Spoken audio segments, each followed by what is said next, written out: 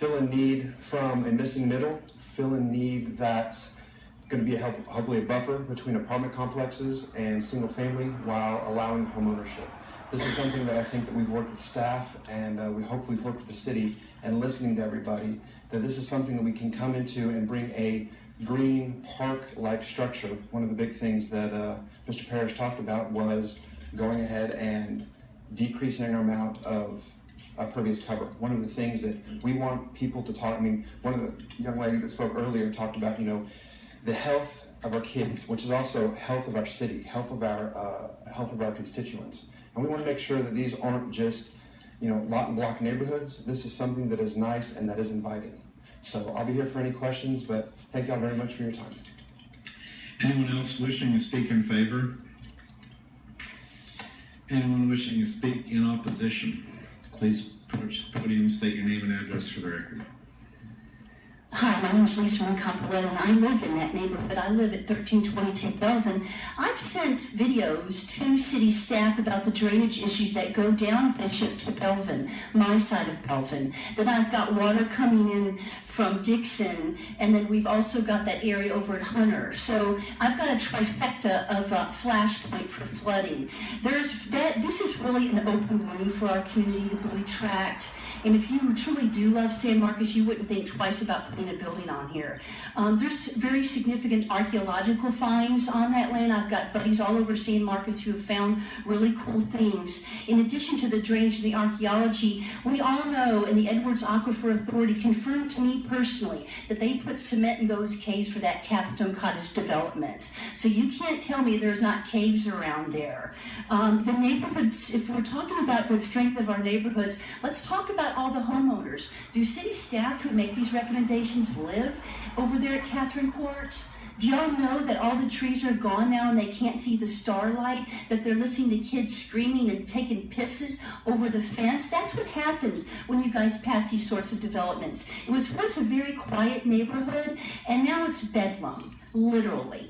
Y'all like to pick the geological survey that suits your interest, and I want to say this is over the recharge zone. The only place the water can go into the aquifer is in the recharge zone. That's why they call it the recharge zone. So congratulations, you want to get it to 59%.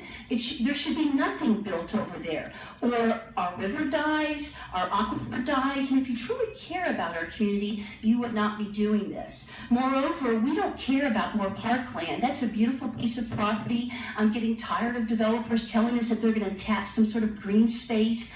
It's like some carrot and stick thing, and all y'all end up doing is destroying our town.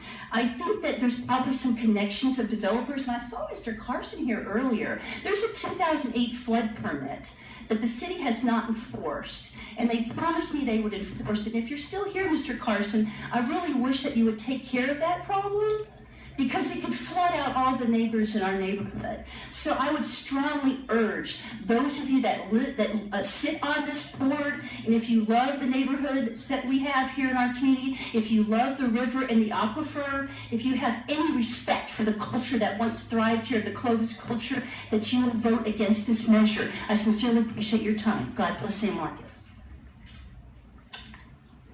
Next.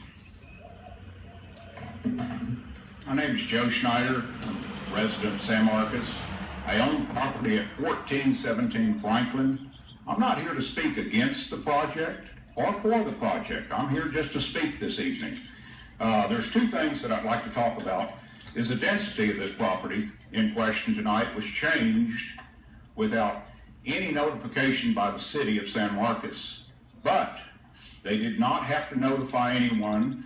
But in the future, when we have a density change, I'd like to see a 200-foot notification of the people, because it does impact us in the areas. And a home is someone's larger possession, and having a higher density right across the street does impact it. Sometimes it really can affect property values in a negative way. The other thing that I have, Franklin Street from Bishop westward, let me start over.